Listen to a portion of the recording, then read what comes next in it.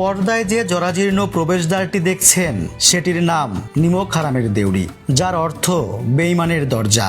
এর ওপাশে ছিল মির্জাপুরের বাসভবন জাফরগঞ্জ প্রাসাদ। এখানেই পরিবার সহ বসবাস করতেন তিনি। এটি মুর্শিদাবাদের লালবাগের জাফরগঞ্জে অবস্থিত। নিমক হারামের দেউড়ির ভেতর সাধারণের প্রবেশের অনুমতি নেই।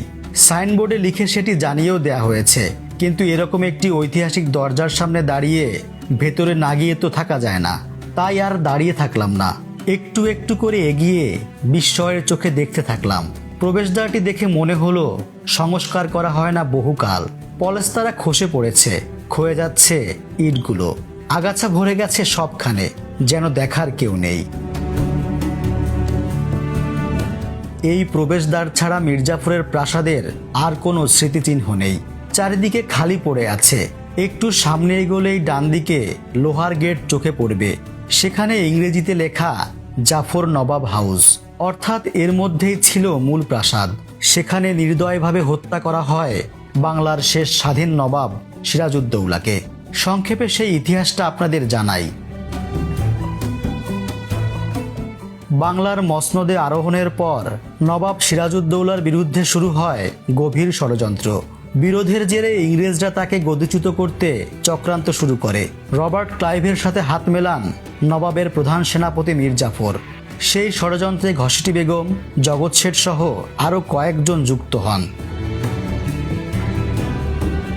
এই ষড়যন্ত্রের কথা সিরাজ জানতে পেরেছিলেন, কিন্তু তাকে বন্দী না করে ক্ষমা করে দেন। তখন মীর জাফর পবিত্র কোরআন স্পর্শ করে অঙ্গীকার করেন যে শরীরের এক বিন্দু রক্ত থাকতেও বাংলার স্বাধীনতাকে ক্ষুণ্ণ হতে দেবেন না। কিন্তু 1757 সালের 23 জুন পলাশীর যুদ্ধে যখন সেনাপতি মীর মদন ও মোহনলাল ইংরেজদের বিরুদ্ধে লড়ে যাচ্ছিলেন, তখন নীরব ভূমিকা পালন করেন তিনি। ফলে যুদ্ধে পরাজিত হন সিরাজ। পলাশীর যুদ্ধের আগের দিন ষড়যন্ত্রকারীদের সেই কুখ্যাত বৈঠকটি এখানেই অনুষ্ঠিত হয়েছিল। বৈঠকে অংশ নিয়েছিলেন ইংরেজ সেনাপতি ওয়াট মির্জাফর এবং তার কুচক্রী পুত্র মীর মিরন। যুদ্ধে পরাজিত সিরাজউদ্দৌলা নিরাপত্তার আশায় স্ত্রী লুৎফুন্নিসা, 4 বছরের কন্যা উম্মে জহুরা ও বিশ্বস্ত কর্মচারী গোলাম হোসেনকে নিয়ে উত্তরপ্রদেশের রাজমহলের দিকে রওনা হন। কিন্তু পথিমধ্যে দানাশা নামের এক মুসলিম ফকির তাকে আশ্রয় দিয়ে গোপনে সে খবর মির্জাফরের কাছে পাঠিয়ে দেয়।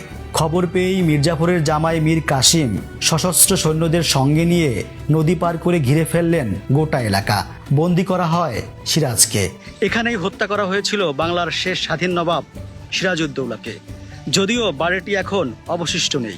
এখানে ঠিক কোন জায়গাটিতে সিরাজকে হত্যা করা হয়েছিল সেটা বলা কঠিন। স্থানীয়ভাবে প্রচলিত আছে এই কোণে হত্যা করা হয় তাকে, তবে বিভ্রান্তি এড়াতে এই দাবির পক্ষে জোর দিতে চাই না। এই যে মসজিদ আকৃতির ভবন দেখছেন, এটি হলো শিয়া মুসলিমদের ইমামবাড়া। এর মধ্যে হজরত ইমাম হুসাইনের কবরের আসল ধাতব জালিকা সংরক্ষিত আছে, যেটি কারবালা থেকে আনা হয়েছে। সপ্তাহে একদিন বৃহস্পতিবার এটি খোলা থাকে। এই কবরে শায়িত আছেন মির্জাফরের অষ্টম বংশধর ডক্টর সৈয়দ রেজা আলী খান। জীবদ্দশায় তিনি তার বিভিন্ন লেখায় মির্জাফরকে নির্দোষ প্রমাণের চেষ্টা করে গেছেন। জাফর পরিবারের নিজস্ব কবরস্থান থাকার পরেও তাকে এখানে কেন সমাহিত করা হলো, সেই প্রশ্নের উত্তর খুঁজে পায়নি। একটা সময় এখানে মির্জাফরের বংশধরেরা বসবাস করলেও এখন কেউ থাকেন না। জানা যায় বিশ্বাসঘাতকের পরিবার হওয়ায় তারা খুব হেনস্থার শিকার হতেন। তাই ধীরে ধীরে মুর্শিদাবাদের বিভিন্ন জায়গায় ছড়িয়ে পড়েন। যদিও এখন পরিস্থিতি পাল্টেছে, যথেষ্ট সম্মান পান তারা। আজ মির্জাফর নেই, তার প্রাসাদটিও ধ্বংস হয়ে গেছে। কেবলমাত্র এই প্রবেশদ্বারটি আজও মির্জাফরের বিশ্বাসঘাতকতা, মিরন ও মোহাম্মদী বেগের নির্মমতার সাক্ষী হয়ে নীরব দাঁড়িয়ে আছে।